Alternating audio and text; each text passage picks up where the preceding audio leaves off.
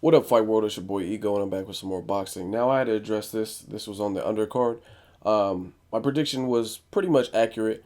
Terrence Crawford versus Prescott. The only difference is, I will say I thought this fight would be a little bit more action packed throughout in terms of probably ending in a stoppage. And we seen moments of action, but it was more strategic boxing. Now, I had to bring this up.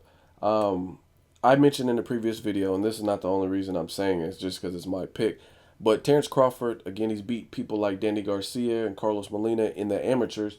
He has a extensive amateur pedigree, and I think this kid has some intangibles, and I would like to see more of them. That's my statement. Watch my previous video and the video responses. Now, something really is wrong with today's boxing fans. Like, I'm pretty sure some of you box. I don't know if it's maybe the emergence of MMA or the society we live in with all this technology and people have ADD. I really don't know what it is, but some of you guys are calling yourself boxing fans, but you guys are shitty fans. I mean, this fight is on Terrence Crawford versus Prescott, and by no means is it like, to me, Richard Abril versus Bogaray was a lot more boring because it was like sloppy, it wasn't tactical. And we have Terrence Crawford who got this fight on a moment's notice. He had 2 weeks notice. Prescott was supposed to fight a Russian opponent. Minimal notice. He's a fighter from the 135-pound division that virtually nobody, aside from diehard boxing fans, really knows about.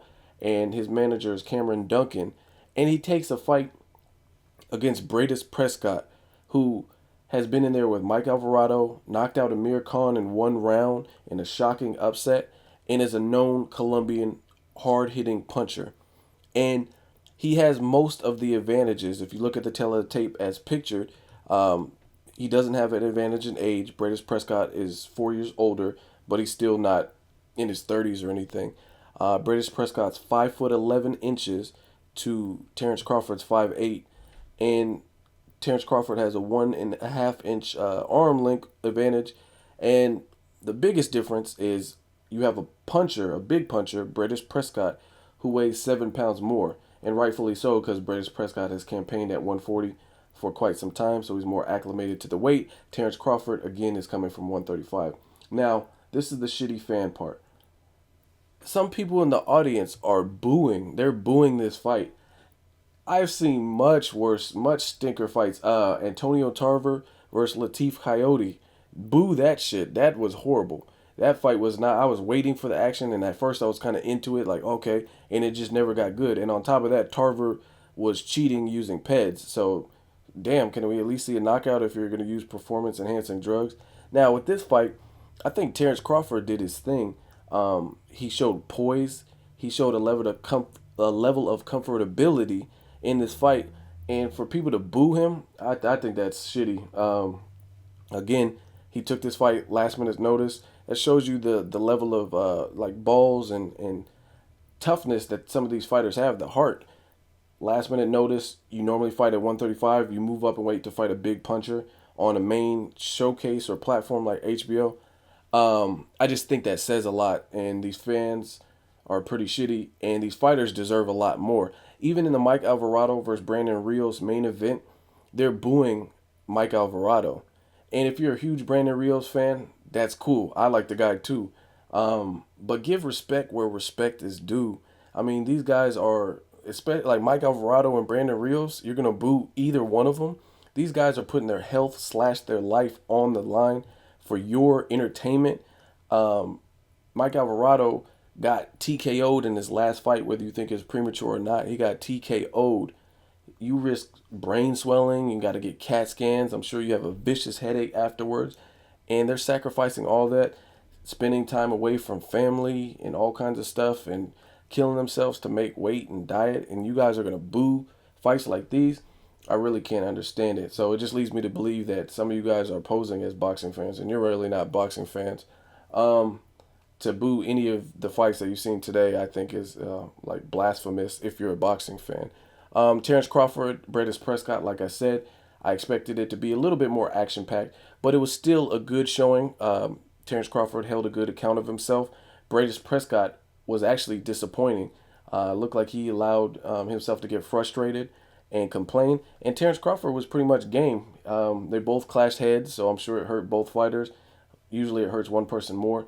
But Terrence Crawford wasn't really complaining. He was just like, fuck it, let's go. And even in the 12th round, if you were to look at it, he was ahead on the scorecard clearly, and I'm pretty sure he knew that. And he's still trying to give the fans a showing and open up and giving Bradis Prescott, a known puncher, an opportunity to land something big because Bradis Prescott was down. One thing I don't like about Prescott's corner is later in the fight, maybe round 7 or 8, he's in the corner and they're like, yeah, Bradis, you're winning this. And there's no way he was winning the fight at that point. He wasn't winning. And I don't like when corners aren't honest with their fighter. A great example is the late great Emmanuel Stewart. He's an example of what a corner should be doing.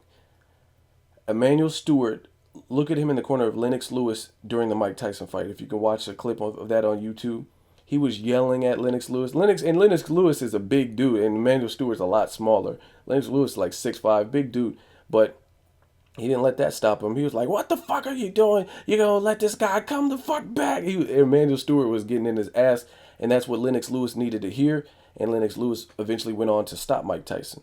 So that was huge for Lennox Lewis's legacy. That's what corners, in my opinion, should be doing. Even Brandon Rios versus Mike Alvarado, you could see Garcia giving it to Brandon, like, don't get careless in there. And Alvarado's corner was giving him good advice, like, what are you doing? Do this, move more. Or you did this beautifully, duplicate that. So, in my opinion, Bradis Prescott, his corner wasn't giving him good advice. They went from like round 8 talking about you're winning the fight to right before the 12th round was supposed to start, they're talking about you need a knockout to win. Like, what the fuck? I'd be like, what happened? Like, late in the fight, you're telling me I'm clearly winning, and then all of a sudden I need a knockout to win. So I thought Terrence Crawford did his thing, especially coming up in weight. I'm wondering if he's going to go back down to 135 or join the highly stacked 140 division, but I definitely look forward to seeing more of him. He used his jab. He switched to southpaw and seemed to do better, if not the same, as his conventional orthodox stance, which is rare. A lot of people, when they switch, even people who are ambidextrous, they have like a right hand, like say you're right-handed, and you can use your left hand. Usually you have one dominant hand. So he looked pretty good in both stances. And again, he was against a big puncher, and I think that's probably why it wasn't as entertaining. He knew the level of stage and platform that he was on, so you don't want to get careless in there and get knocked out. I mean, this is his future on the line. Like, oh yeah, I'm gonna go for the gusto against a big puncher and fight stupid and get knocked out, and now I don't have a career because my first HBO debut I got knocked out. And that's what makes me mad about some of you fans, because you guys are fucking idiots. You want to see that Timothy Bradley versus Ruslan Provodnikov, and don't get me wrong, that was a hell of a scrap. Same thing with Brandon Rios versus Mike Alvarado. But as you've seen, Timothy Bradley was badly hurt and getting trucked off to the ambulance. He did all that for your excitement and your entertainment. Same thing with Brandon Rios and Mike Alvarado. Yeah, he went toe-to-toe in the first fight, but he got stopped and knocked out. And Brandon Rios didn't look much better in after-fight pictures. So if you have the ability and the technical skills to not take more punishment, why wouldn't you? You know what I mean? Some people just, yeah, toe-to-toe. Yeah, go to toe-to-toe and get knocked out. Like, you guys aren't realistic. You sound fucking stupid. I know if you guys were fighters, you would probably get knocked out. And that's honest, because if you're telling these fighters to do, who knows what you would do in the ring. You're telling them to go toe-to-toe against a big puncher that outweighs you by 7 pounds, that's used to fighting at 140, and you've never fought without headgear at 140 that I know of, and risk losing and get knocked out on your HBO debut. So I know for a fact if you guys were fighters, most of you that leave these asinine comments would probably get knocked out and embarrassed and carted off. But that's all I got to say. Great night of boxing. We seen Gennady Golovkin tear through Ishida. Terrence Crawford showed poise and boxing skill, worked behind the jab, landed some significant things. And, of course, one of the Fight of the Year candidates, Brandon Rios versus Mike Alvarado. Really looking forward to the next 2 months, 3 months of boxing. I think they have some great stuff in store. Let me know what you guys think. Until next video, it's Ego signing off.